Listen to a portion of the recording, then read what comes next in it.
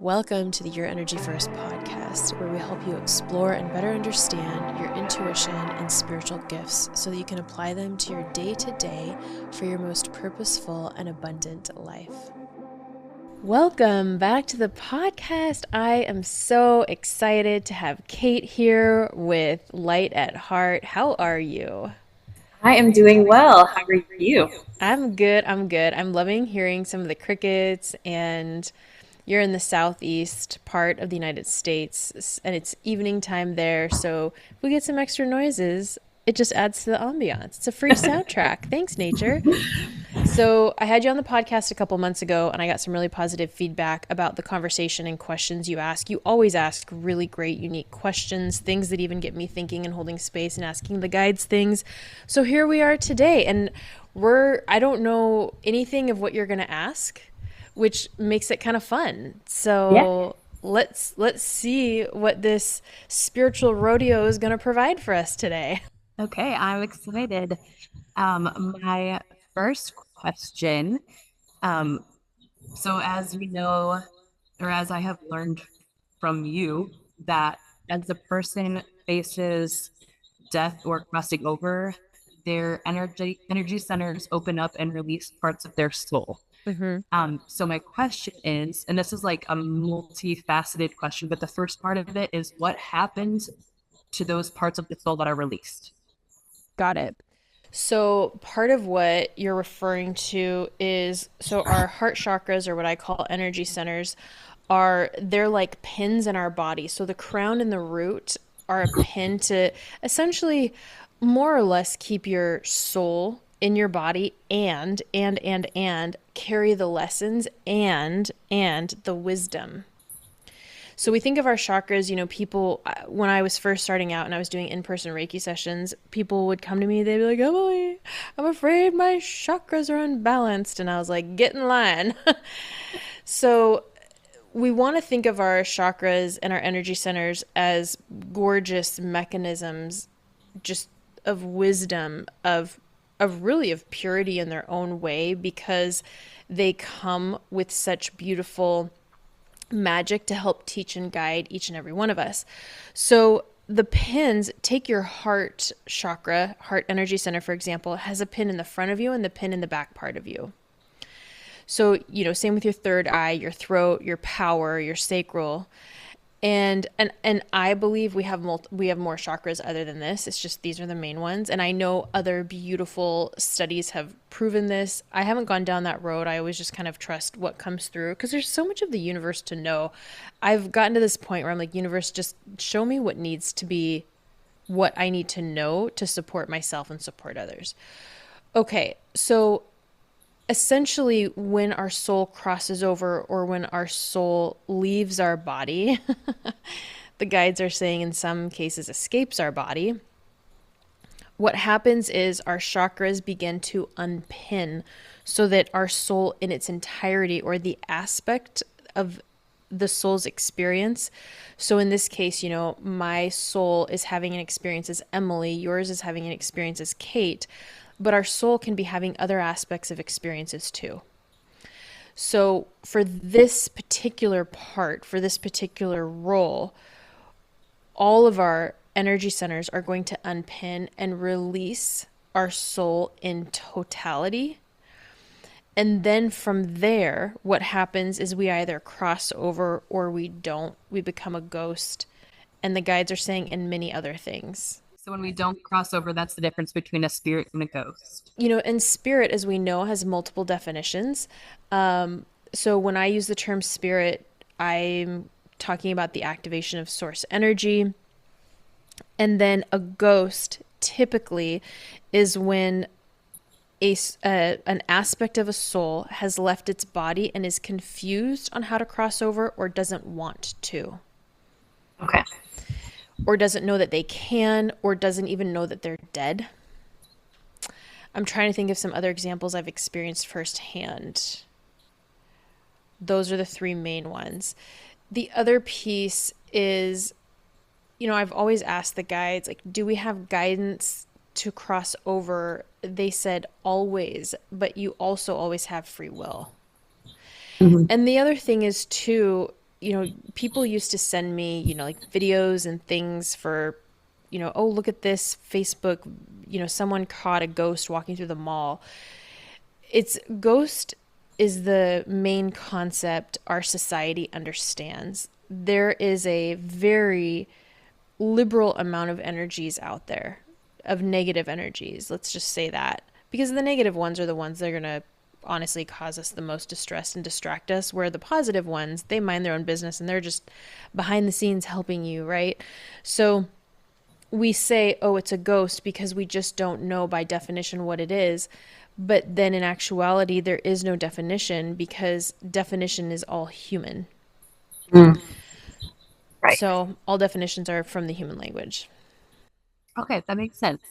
So back to my original question, this is going to be like another add-on to that. Mm-hmm. So if someone were to experience like brain trauma or if they went into a coma, what is happening to their consciousness or their energy when they're in that state?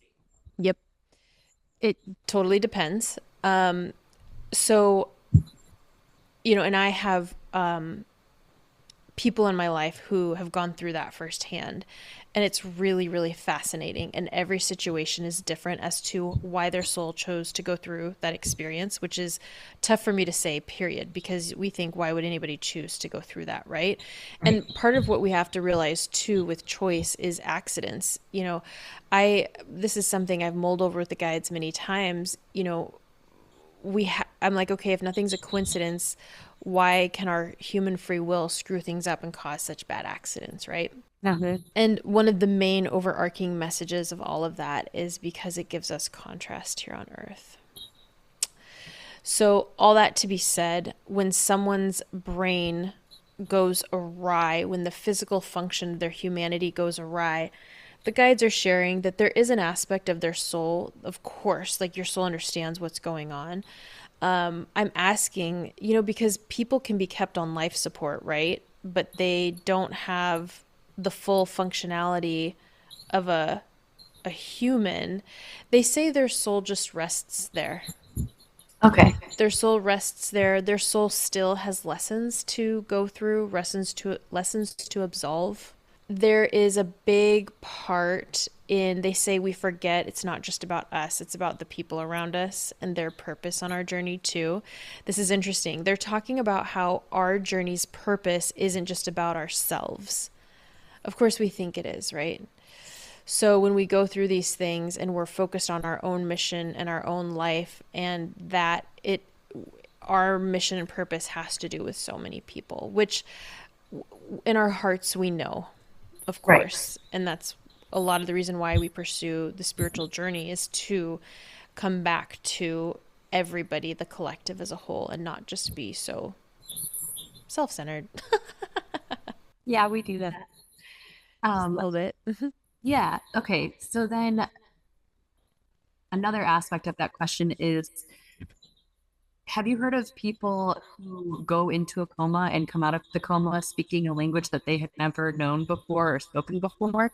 Is there an explanation to that? I've heard about this. I haven't met anybody who's done this. I was just reading, I saw an article. Listen to me. I saw an article. I did not see an article. I saw on TikTok. This woman was talking about her friend who's one of some 36 people who has a case where they had an accident happen to them. It was a brain trauma. And now they see our universe in colors and in codes and in layers. Oh, wow. So they say this, I've never asked them this before, and this is really fascinating to me. So they're saying that our mind is put in place to transmute and be a beautiful filter for what we need to see on Earth, Hmm. which makes sense. Yeah, I've Yeah, never for thought sure. about it like that. So next, they say, okay, a few things can happen when someone comes through and can all of a sudden speak another language, or feel like a different person. They're wanting me to touch on the fact that people will, there's this thing called soul swapping.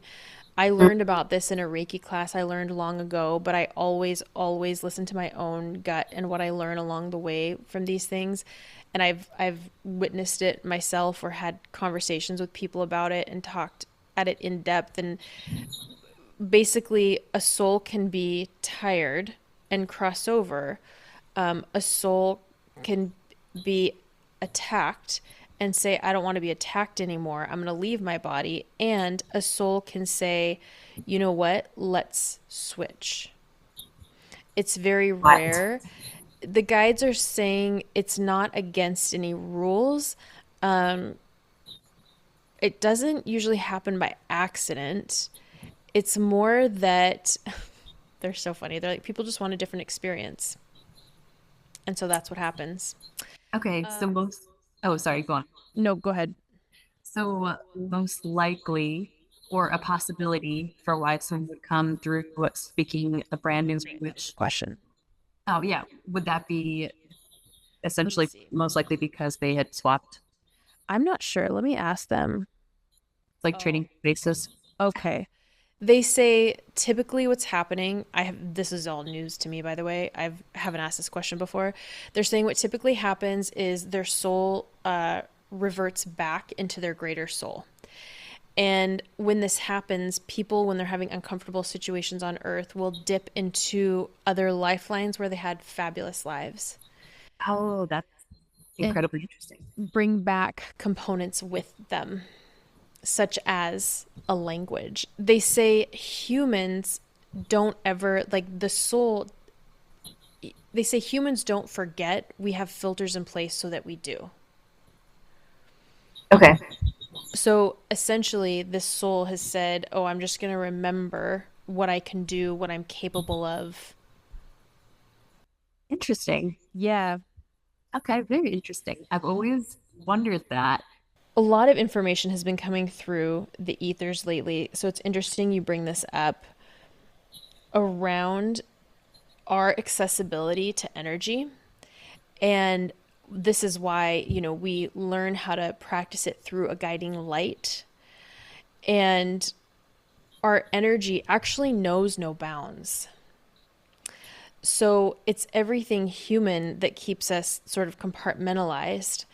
And when we really want to learn to develop something, to do something, they said the biggest thing we can do is unlearn what the past has taught us so that we can quickly encapsulate what it is we desire to experience. Yeah, that's interesting. So, in the example of, like, let's say someone just randomly wants to learn a foreign language, they're really called to a certain language, right? Typically, if you're really called to a certain language, it's either setting you up for future lives or you've had a strong past life in that country or area or part of the world. And so, what you can do is you can say, well, I've been taught learning language is hard. I've been taught you're supposed to learn it this way. And what you can do is you can lean into your light and be like, show me the most easeful path to learn this lesson or to learn how to speak this language. The guides are saying you're not always going to like what you hear.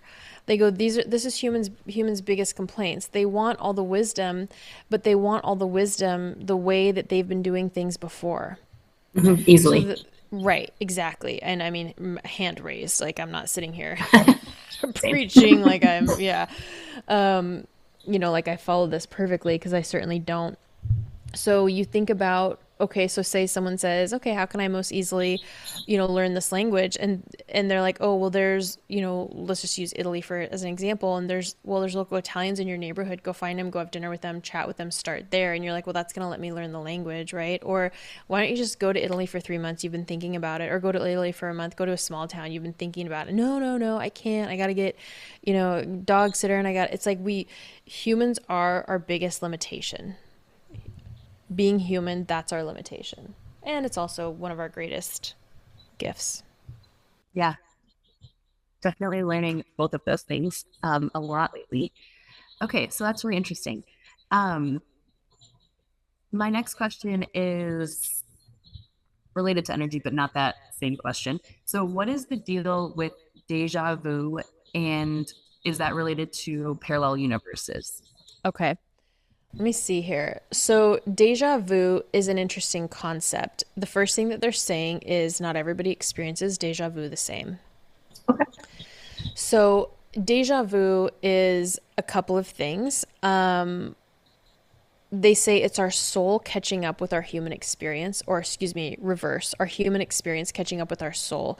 So, our soul, and this is something I learned in another class too, by the way, I'll always share when I didn't like intuit something or learn it on my own, or I just want to be clear. I had heard this before and it's since registered still, but our soul will essentially go through, updates, major life transformations, and it essentially sends out a ripple effect into the rest of the soul's energy. And sometimes our physical bodies just need a moment to catch up and be like, whoa, what's happening right now? I'm getting an energetic upgrade, a boost from my greater soul. That's not what we're thinking, of course. But that's one of the things that can happen. You know, Personally, I've always just said it shows me I'm on the right track. And then there's varying forms of deja vu too. It's when we're in the moment and we're like, wow, I swear I've experienced this before. But then a lot of people actually have dreams well before they happen. And they're like, I know I dreamt this. So what this really comes down to, and they say what deja vu is at its essence, at its core, is we can't wrap our mind around this, but we're actually experiencing all energy, all ways, all the time. So, given that, yes, we may dip into other aspects of our experience and say, oh, oops, I just caught or recaught this timeline. It does happen. So, those are a couple, that's my own personal example of how I've always felt it to be, or what I just intuited from the guides. And then the other example is the soul upgrade, which, I don't know how often that happens. But I do, they're just expressing again how we actually experience deja vu differently because some people genuinely are experiencing things for a second or third time. Yeah, I always kind of thought that it was related to parallel universes, and like you said, your soul catching or your Yeah. human body catching up to your soul experience makes a lot of sense. So then, how would you explain to someone um, how different dimensions overlap? Right. The crickets are going hog. Do you want me to So answer? the crickets are going hog right now. Um, okay, so how do dimensions overlap? I don't know. What I do know is that one of the things I can't explain that I see with energy is there is a literal overlap at times with realms and dimensions. It's as if, let's pretend you and I and this listener are in a bubble.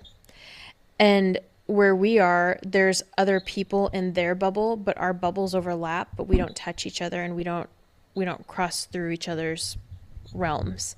Does that make sense? It does. Um, Also, because there are so many experiences happening at the same time, and because energies overlap on different dimensions, I think that's kind of where I'm going with my question. So if I am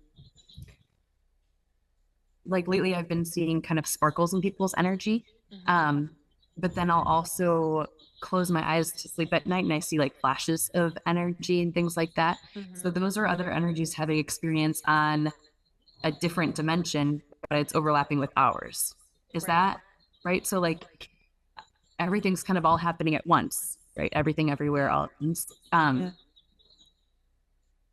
But the more we work with our own energy and the more that we hold space for other people and the more that we practice and kind of lean into and trust fall into that, the more likely we are to kind of thin that veil. Does that make sense for a Yeah. question? And I think the question is, do we want to thin the veil? Because, you know, when we look at why we would want to do that, that is understandably, I don't know if it's like an escapist mentality or, it deters us from the task at hand.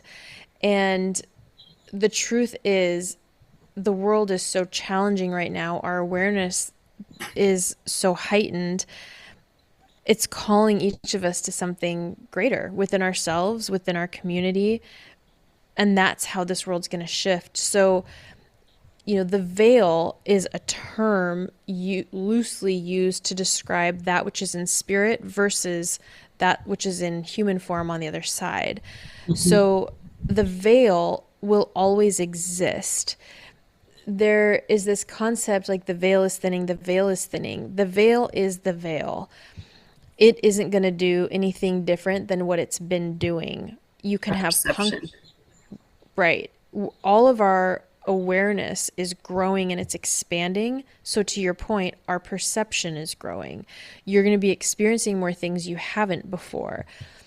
The idea that the veil would somehow disappear would be catastrophic. And honestly, we'd probably all pass away because it would be in the most insanely overwhelming thing for any human to actually see the energy and the flow state of our universe. We wouldn't be able to comprehend it. We wouldn't have the means to. We would see, gargoyles and demons and, tricksters and things that have been way worse than that. I've done house clearings with things that controlled those things. So we're not talking about like light and fluffy, ooh, there's a bug, squish it. Mhm. People would be like, what do I do? So the veil isn't thinning, our consciousness is raising, and that's why we want to increase our awareness on how to best support our energy. Mhm. That's what makes it so critical to have an inner light everyday self-care practice and to just know the basics of, we know what to do if if we know when we're traveling what areas to avoid if we should, right? Or we know what foods to avoid if we want to be healthier. So the same goes for energy. It's like, oh, okay, well, how do I clean myself up from this? Or how do I avoid that? Everyone deserves to understand those things. Yeah. The veil is, I mean, there's so many definitions of the veil. And hey, I mean, I could be wrong. I'm constantly learning. I would be really surprised if the human experience turned into a circus where we're just walking alongside, we wouldn't even be walking alongside as many angels because our earth energy is so dense and there's just such a higher vibration. When angels come in, they come in for, nanoseconds. Okay. Yeah. That is interesting. That definitely makes sense. Okay. So, can you accidentally astral project in a dream? For sure. And can you enter another person's dreamscape? Okay.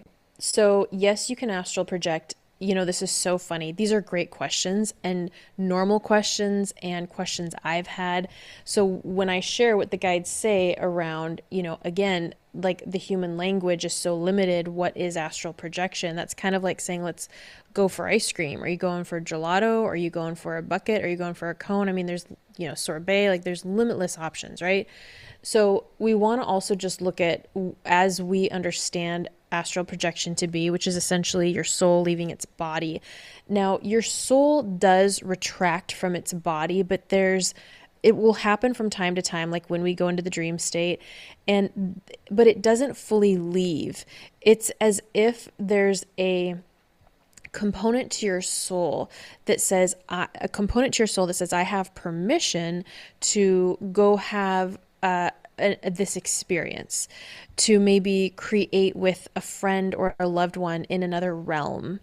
For someone to like for their energy to physically to come into your dream, the guides are saying that's pretty much a no-no, but I don't think anybody would do that on purpose. I think what you're referring to, I mean, some people would, but nobody here. So, but I think what you're referring to is how in dreams together we dance, we Hmm. connect, we have downloads for each other, we process our experiences together. I believe the guides are confirming our higher selves get together and say, where do we want to go from here? Are you staying the course? I'm going on this course. Are we going it to, you know what I mean? Going it together. So a lot Hmm. of that happens. So that is your soul. This is part of how our human energy system is built, that your soul is going to be safe inside your body, and there's going to be an aspect. It's weird because I want to call it a software, but they're calling it a hardware. And if they're calling it a piece of hardware, it does mean a physical aspect of your soul is going to be going up and down that connection pipe to your greater soul. It's kind of like taking a disc and putting it in another piece of hardware, getting the download and bringing the disc back into your own Mm. body, right? Mm. So, and with astral projection, I see people really glom on to things like astral projection because they get really excited. It's like, oh, I am special, because we are special, but our society has not taught us that we're special. Everyone's special. And so people get excited and they're like, I am magical. I knew there was something about me. I can do this. I Mhm. can, astral project. So we can astral project. It's not even true astral projection, but like through our inner light. I did this at a retreat once, actually. Not any of the ones you're at, but a different one. And we did astral projection, but it was through the guidance of the inner light. And they toured the world, toured galaxies. It was fun. It was safe. They were, Mhm. we started from our light. We were in our light. They had guides come with them. It was fun. It was light. It was safe. It was interesting. And that's different than just like shooting out of our body. I've astral traveled before. It was one time, and it was a very odd sensation and an odd feeling, and you are literally floating in space, and there's so many things around you, none of which you understand, some of which are good, some of which are not good. And I was surprised. It was uncomfortable to get back in my body, not because I didn't want to, but because there's an adjustment period. And I felt and I saw a string connecting me back to my body. And I had been again in this class where people were talking about it, but again, they didn't teach inner light, they didn't teach safe energy practices, they didn't teach expansive energy practices. And so we're in this space and people are astral projecting, and I was like, well, I'm gonna try it. And I tried it, and that was my experience with it. Nothing fantastic happened to me. I have had more fantastic sessions from a 2 minute inner light meditation than I have from that. And I came back in my body and I immediately heard, and don't ever do that again. And it wasn't like I had, gone ovaries to the wall and said, screw all this, I'm doing it no matter what. I hadn't been given like the no, no, not to do it, but I did it. And then it was like, and don't do it again. I thought, no problem, I'm listening to that. So, Yeah. but there's people who have wonderful experiences with astral projection, and you always want to reflect to yourself, why do I want this? What is it that I'm really craving here? Mhm. Because Yeah, it could be, totally. the answer could be astral projection, it could be something greater. Yeah, no, for me, I'm good in my body. I feel pretty comfortable with my energy right here. And I know how to take care of my energy and how to ask for divine protection. But Yeah. someone who didn't know how to do that could potentially accidentally astral project in a dream. They can't. They can astral project. I did mine just by laying on my bed. Let me ask the guides. Yeah, they are saying we astral project in dreams. Again, this gets back to what's your definition of astral projection. But people are not going to typically be unless someone, if your soul is having you do any form of astral projection in your dreams, it's happening for a reason. There Mm. was a client I saw recently. Oh yeah, and they do a form of astral projection in their dreams. But the energy around everything this individual shared was so soft and so warm and so bright. And the experiences that they shared were the same. It felt really good. This is one of their unique energy tools. I wouldn't call it astral projection at all. I would call it just whatever it is that this person wants to call it when this happens. So we so when that happens, when it happens organically and we're Hmm. searching for answers, what's this called? That's very different than saying, "Oh, I learned this thing on social media, I want to go try it." Or I learned this thing from a practitioner or in a class. No matter what, you always want to use your own filter and be like, is this for me? So the other piece to this is that when you are, when you're in your dreams, if you go into your night and say, I want to astral project, you can. You have that power. The question is more, how can I have the best experience while I sleep? What does my soul really need? What do I really need? What would be the most positive outcome for my time for my rest? Yeah, 100%. I like that. Yeah, Um, okay. How was the feedback? it's not happening anymore. It's awesome. Okay, good. All right. So we're just gonna go with however this question comes out. Heck yeah. Are gods and goddesses really just a type of collective energies that over time people begin to recognize and name? That's so interesting. The guides say no. So that's so interesting. They say that's how we understand it. Now, I'm listening to your question and I'm a human. I'm thinking that makes sense to me. So they say most often with goddess and the like similar god energy in that regard, what people are referring to is a frequency and an energy that's come through a collective as an experience. So they say, it used to be, they're using that term kind of cheekily, that humans had more of an awareness and understanding of themselves and the earth plane they were on. So then they would call upon certain, this is interesting, you know, they're calling it sorcery, but what they're really saying is when a group of people get together and intentionally say, we're calling in this energy, we're calling in this frequency, Mhm. and you call in these energetic frequencies and you say, this is the experience collectively we'd like to have. It doesn't have to mean it's the entire town doing it, but it could be, a small group, it could be a big group. And as these frequencies come in, as we do with humans, we name things. And we're like, Mhm. oh, this is this, or this is this, or this experience happened. Let's call it this. Maybe it's a react. Maybe it's something happens and people are reacting to it, right? So it's so weird though, because I feel like what you said is the same as how they answered it.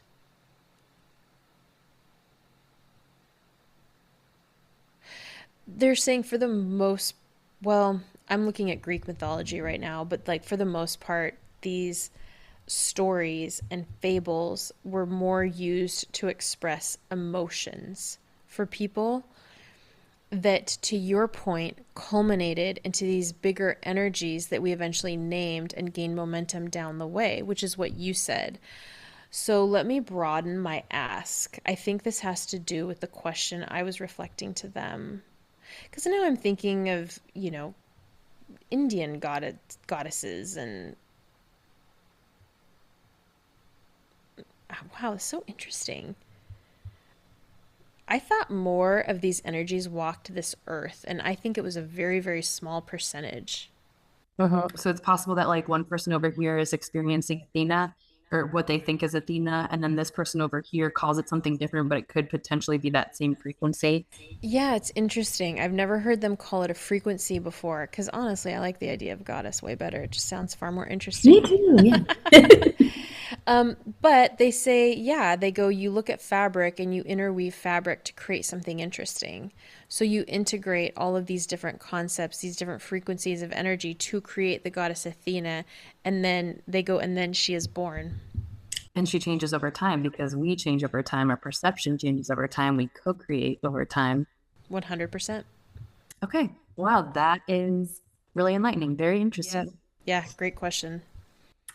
My next question is one part of does not have to do with enlightenment, just something that I've always been curious about. And the question is, what's the deal with ectoplasm? With what? With ectoplasm, like, What is that? okay, so um, I have heard of and seen people who, not in my own real life, but just through watching documentaries, watching shows, listening to different things, who channel, which is not obviously what we do. They channel energies, they're mediums, and then they go in a trance state. And oh, it actually, I don't enjoy talking about this. It gives me the heebie jeebies. But then they will like excrete like an ooze from their belly button or something like that. And it's Oh, like it made me so the pissed. icky stuff in Ghostbusters, like the the goop. So Ghostbusters got it from somewhere. So are you asking what's being secreted through via the ectoplasm or whatever? Or just like, what is it? Like, is that a real thing? They're so funny. Everything's real. Touche. Um, yeah, you know what it feels like? This is gross. This is really gross. Our human bodies are really only compatible with so little. Mother Mm. Earth, the divine. We say so little, but those are two of the most glorious things in all of existence. So when other energies intrude us, is what they're calling it. And I'm not going to, I want to table the fact that I personally do not like channeling, but I see so many people who are wonderful channelers, and I'm not saying that their process is wrong. I say that from the perspective of my process feels right for me. Holding energetic space feels right for me. That'd be like me, telling a sweet old Italian grandmother that her bolognese recipe is wrong. She'd murder me. Okay, so I just want to really clarify that. I think it's important we have different opinions in the spiritual world. I think it's important we have different tools and give people choice. So, all that being said, let's see if I can put to words what they're showing me. When an energy intrudes a body when it's not supposed to, they say it will transform and secrete a mucus, what you just called what that thing was, although it looks a little bit more slippery than that. And it, they say it's just the way of excavating itself from the body. They say we forget that our human body is as much of our spiritual experience as anything else. So if something like that comes in, it has to find its way out too. So Oh, interesting. yeah, it's not like the whole energy is secreted through that.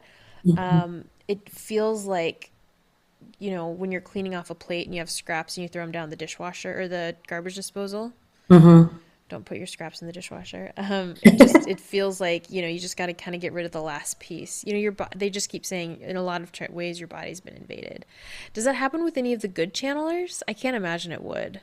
I mean, hopefully that would just, oh, yeah, like I don't think Tyler Henry has that like experience. Um, Right. And he but has just mediumship, which is different. right, yeah, he doesn't go in like the trance state and have himself like kind of taken over. But that question itself Actually, he actually gave me does. heartburn. That's crazy. That's your sign. That's your sign. Yeah. I think in the second season or the one season Tyler Henry did on Netflix, I think he did do He looks in the mirror. Yeah. yeah. So, but Um, only he can talk to that experience. right, true. So we're just gonna totally switch that question because that gave me the X. But I hate it when that happens. this is an equally kind of strange question. But why do people have orgasms in their sleep? What is the deal there? Is that like a soul agreement? Is there something else coming in? Yeah. The main thing is they just showed me two things.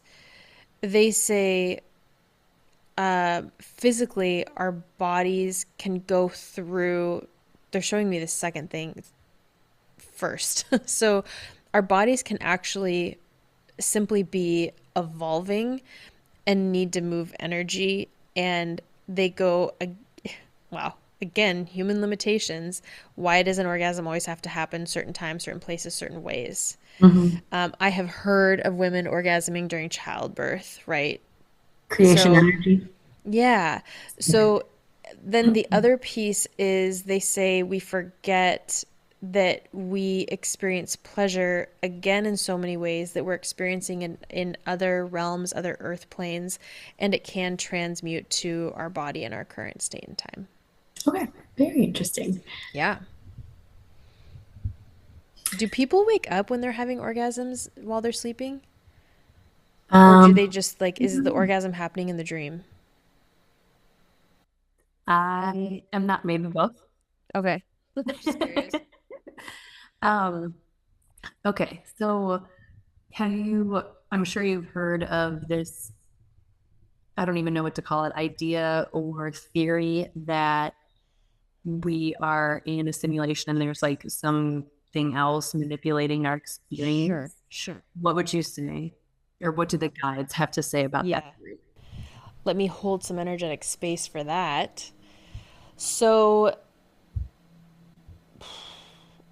they say, in a good way, our world can be manipulated, but let's not look at manipulation as what you and I think of manipulating for something bad, right? Mm-hmm. What they're really saying, it's like you can be a curator of energy, you can be a creator of energy. Another term is manifestation. I like the term creation. So when we think about how it is we are manipulating our lives, we have constant choice. Are we manipulating it for the better? Are we manipulating it in a negative way? And it's interesting you bring this up because I'm reading this book right now called Davos Man, which was, I can't recommend it yet because I haven't finished it. And his approach is really interesting. He pulls no punches and then he puts other people on a pedestal, and I'm like, okay, I feel like you kind of have to like pick a lane here. But he actually talks about the people who have created, who the multi-billionaires of the world, who are creating more and more things to their advantage, which is not good. And I'm really happy that he's been, in some cases, kind of on the inside and he's sharing these things with people. So, power and human levels of power are very real. Mm-hmm. So, what's happening is they are manipulating the energy to benefit their own, their selves, of course. So, what the guides don't like about this concept of a matrix is anything that makes you or I or us feel out of our power. Mm-hmm. So they say, what is a matrix? A matrix is energy. And we are learning how much this energy can be affected by our own thoughts, intentions, and actions. Okay, I like that. So they say there will always be negative or bad, so that again, in this human experience, we have contrast. But there's other experiences where that doesn't exist. There's other lives we have where we're not in on planet Earth experiencing this. We're experiencing other things, a lot of joy, a lot of orgasms, including in our sleep. If we even sleep in those other realms, I don't know that we do. Yeah, that's okay. Um, can intelligent energies spin off of people? So I'm not quite sure exactly like where I'm trying to go with this question. I mean, I understand it in my brain, but how to actually put it into language is a different thing. So did we create goddess energy? Did we create demon energy? Did we create entities with our experiences, our or can we? Not that I would ever want to create some of those things. Yeah. As through conversation, through co-creation, through just yeah, general positive, negative experiences, and then the thoughts that go with that. Yeah. Or are those just things that have been here since the dawn of time? Yeah, it's interesting because they're showing, like, with this goddess energy example again, they say what humans did is they connected with the ethers. They connected with the high vibrations and said, let's bring it into consciousness on earth. So that's what a goddess is. It's a high vibrational energy and a consciousness on earth. And then one of the ways that I have witnessed, that I've learned from colleagues as well, is that yes, we can spin off. We can throw a tantrum. We can have a big huge breakdown. And when we have breakdowns and when we throw tantrums, or not throw tantrums, but when we have breakdowns, we can do so from our heart. We can do so in our light. We can be a wreck. We can be a mess, but Mhm. we can do it with good intention. We can do Right. it when when it's really, really tough, and still be okay. Thankfully, there's rules and guidelines around that. But if someone is, say, irresponsible with their breakdown, or and irresponsible would be like, you're narcissistic with it. You want attention. Or Mhm. if Reckless. someone maybe they're even saying people might use it as a little bit of a manipulation tactic, right? Mhm. They say, yes, these things can spin off. The energies sort of bounce, like literally pop out of us. And they do create negative energies in the world. Mhm. So the other thing is, what I have also witnessed is that repeated negative actions by humans who know better create a cluster mess of negative energies too. Mhm. So by people continuing to make poor decisions that have a negative impact on other people, that also drums up energies and allows energies from other realms who do not want to do well by us to come Mhm. through and have a habitat here. Yeah, that makes sense. Like the entities themselves aren't created by humans, but they are invited in or sort of like opened up. So, what you're saying, yes. However, this is the extent of my knowledge on this. I have I've done work where someone expressed, or, sort of high emotions, right? And it created offsets of an intellectual negative energy. So I have seen that. I Mhm. also know groups of people who firmly believe that's the only way negative energies are formed. Now, for me, the jury's still out on that. And the guides aren't giving me answers, which means I have more to learn in that way. Mhm. So, and also that's another thing for all of us to note. If your guides aren't giving you answers, sometimes it's because they want you to learn more about something, or it's like you just don't need to know. But for me, I think it's a more to learn Mhm. over time, not right away. And so with these energies that then, are created from these activities, this is another thing I've been talking to the guides about. I was at the gym and I could feel myself shifting a negative energy, so I went to my light and I was like, I set the intention that this energy shifts cleanly, that the universe takes care of it, that it doesn't get left at the, and it wasn't like that kind of a negative energy, right? It was, I Right. could feel an old emotion coming up. And I was like, I didn't want it to affect anybody around me. So I think there comes a point where we do know better, and it doesn't even have to be around energy work. You could be an adult who keeps making the same poor decision repeatedly over and over again, and it's just time for you to face the music. Right. So, accountability, especially where our world is headed, is one of those things. It's an energy I'm watching with eyes wide open. The guides have been giving me personal guidance on radical accountability. And so now I'm starting to see areas of life where I'm like, oh my gosh, I didn't realize I wasn't being responsible or being accountable in that part. And this is, it's not to say that all of us have to follow the same path. It's just interesting to me how, with this truth, with this clarity, with our countries becoming more about the people again over time, it's going to take radical accountability of self for all Mhm. of us. For all of us.